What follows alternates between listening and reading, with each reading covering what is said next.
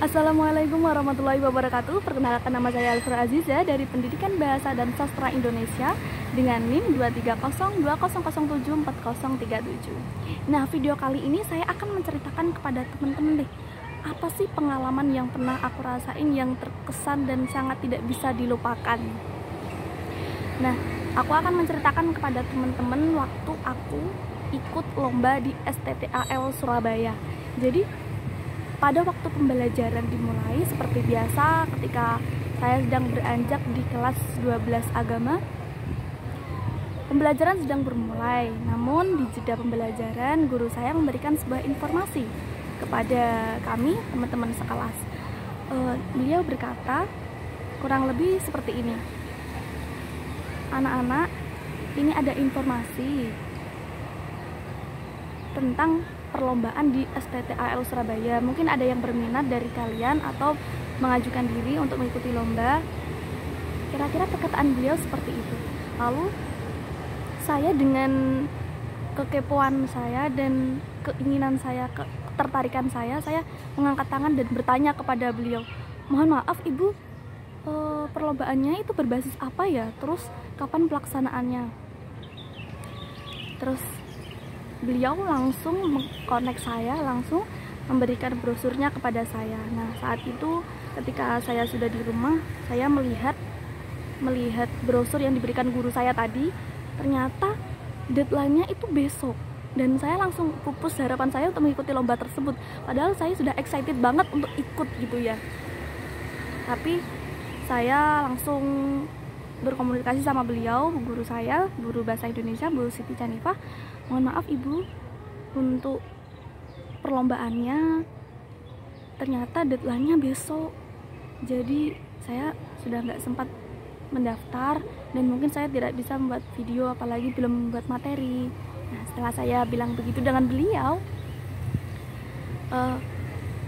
beliau ya sudah nggak apa-apa kayak gitu. Tapi saya masih kayak masih pengen nyoba gitu. Akhirnya saya ngecat narahubungnya di nomor yang tertera di brosur tersebut. Akhirnya saya ngecat langsung beliaunya dengan seperti biasa ya, ketika mau bertanya assalamualaikum, salam dulu, memperkenalkan diri seperti itu.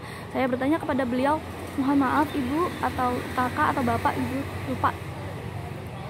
Saya bertanya kepada beliau apakah perlombaannya masih berjalan seperti itu, masih dibuka atau memang deadline-nya besok gitu. Beliau menjawab, deadline-nya diperpanjang 1 bulan ke depan gitu. Otomatis saya langsung seneng. Nah, maksudnya berarti satu kesempatan ini tuh udah terbuka untuk saya gitu. Saya harus bener-bener mencoba. Berarti kesempatan ini layak untuk saya lakukan. Akhirnya saya membuat video. Belum membuat video, saya membuat materi, revisi terus dengan guru bahasa Indonesia saya. Tapi saya gak patah semangat, saya tetap berjuang. Setelah saya membuat materi tersebut, saya berikan kepada guru saya. "Bu, mohon maaf, ini kertasnya sudah jadi." Kertas materinya sudah jadi. Lalu saya berikan kepada beliau, dicoret sama beliau. Ternyata banyak yang salah di revisi. Kata-katanya seperti ini ya Mbak, ditambah ini, judulnya diperbaiki lagi. Hampir 2-3 hari saya membuat brosur itu. Tapi setelah itu juga habis itu direvisi udah bener. Terus habis itu aku membaca, ngafalin materinya. Tapi kan mudah ya, apalagi kita yang bikin sendiri kayak gitu. Kalau kita bikin sendiri kan jadi kita gampang untuk menghafalkan gitu ya. Akhirnya saya sudah belajar, oke, lancar. Saya membuat video dan meminta videokan teman saya. Padahal pada saat itu saya itu sedang ada kumpulan organisasi gitu, yang dimana ada teman-teman banyak yang berkontribusi di situ. Jadi saya mohon izin sama teman-teman, mohon maaf kakak-kakak, saya pinjam temennya satu untuk membuat video saya, soalnya deadline-nya mepet kayak gitu. Di situ saya membuat video sama, saya buat video biasa, lalu saya kirimkan ke guru saya. "Ini Bu, video saya sudah jadi, bagaimana, apakah ada yang kurang seperti itu. Lalu habis itu, Mbak, penceng, kepalanya kurang gini, emosinya kurang, nadanya kurang keras kayak gitu. Jadi saya astagfirullahaladzim, jadi saya harus revisi semuanya deh, harus membuat video ulang. Setelah membuat video ulang, saya bener-bener harus fokus, harus take ini harus bener, meskipun berkali-kali take saya harus bener kayak gitu. Habis itu saya membuat video dengan saran-saran yang beliau berikan, eval kayak gitu. Akhirnya alhamdulillah saya membuat video dan pas dengan kadar yang beliau inginkan. Lalu singkat cerita, saya ingin mengumpulkan di link drive. Ternyata link drive-nya saya itu nggak bisa untuk mengupload. Entah kenapa, entah trouble kayak gimana, saya coba sampai 2 kali, 3 kali, 4 kali, paling sudah kekirim gitu. Mikir saya tuh seperti itu.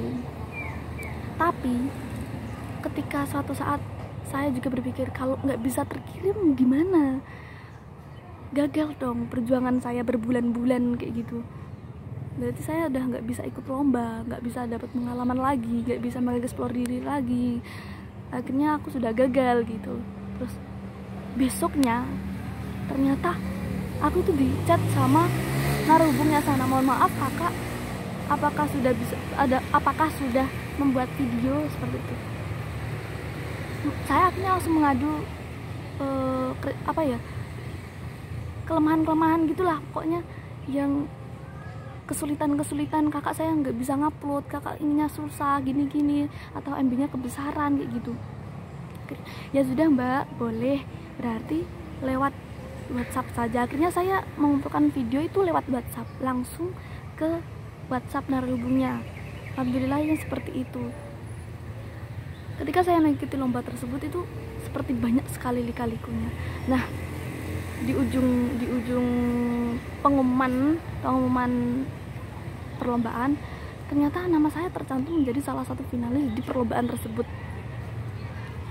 Akhirnya saya pun belajar, kan saya mendapatkan finalis itu kan dibagi menjadi 2, gelombang 1 dan gelombang 2. Nah, saya itu masuk di gelombang 2. Gelombang 1 itu ditampilkan di live YouTube atau enggak live Instagram. Saya melihat, saya shock karena apa? Karena videonya itu mereka bukan hanya berpidato bahasa Indonesia, tapi mereka berpidato bahasa Inggris. Saya kaget, apakah mereka ikut perlombaan pidato bahasa Inggris atau memang pidato bahasa Indonesia itu plus sama pidato bahasa Inggris. Masalahnya saya hanya mengumpulkan video itu hanya pidato bahasa Indonesia. Lalu saya berpikir, bener nggak saya menjadi finalis? Saya tanyakan kepada narhubungnya, mohon maaf Bapak, mohon maaf Ibu, apakah benar pidatonya itu hanya bahasa Indonesia atau bahasa Indonesia sama bahasa Inggris, seperti itu. Beliau menjawab WhatsApp saya, iya Kak, mohon maaf, ini itu pidatonya bahasa Indonesia dan bahasa Inggris. Kaget dong, kalau emang bahasa Indonesia sama bahasa Inggris, harusnya saya nggak menjadi salah satu finalis dong, nggak menjadi salah satu finalis. Tapi saat ini tuh aku bisa masuk di finalis di perlombaan STTAL Surabaya yang diadakan oleh TNI Angkatan Laut. Kan mereka nggak main-main gitu kan, yang dari mereka yang di dasarnya terus yang ke pusatnya, misalkan di usung-usungan gitu loh finalis-finalisnya gitu. Akhirnya singkat cerita, saya membuat pertanyaan lagi kepada guru saya, Bu, ini bagaimana? Saya ikut lomba atau enggak? Karena apa? Karena saya belum belajar bahasa Inggris, belum belajar pidato bahasa Inggris, jadi saya bingung. Lalu setelah itu narhubungnya mengabari juga, nggak apa-apa Mbak, nggak apa-apa pakai bahasa Indonesia, tapi tetap belajar bahasa Inggris juga. Masalahnya lombanya itu besok dan saya sorenya itu belum apa-apa gitu. Jadi saya ngebut bikin teks bahasa Inggris, jadi pidato bahasa Indonesia itu aku Inggrisin dan aku kasih ke guru bahasa Inggris aku buat ngoreksi kayak gitu. Terus abis itu banyak yang dicoret-coret lagi, direvisi lagi. Oke, nggak apa-apa. Singkat cerita, aku masuk mobil untuk perjalanan ke Surabaya di STTAL Surabaya itu. Jadi selama travel di mobil itu selama 3 jam, sore sampai siang itu aku nggak makan sama sekali. Karena apa? Karena ya itu bingung sama lomba aku gitu. Akhirnya aku ngebut belajar bahasa Inggris, padahal besoknya udah mau lomba. Aku belajar bahasa Inggris tapi nggak apa-apa. Oke, besoknya aku lomba, aku berdiri di hadapan orang banyak, di hadapan TNI, para tentara.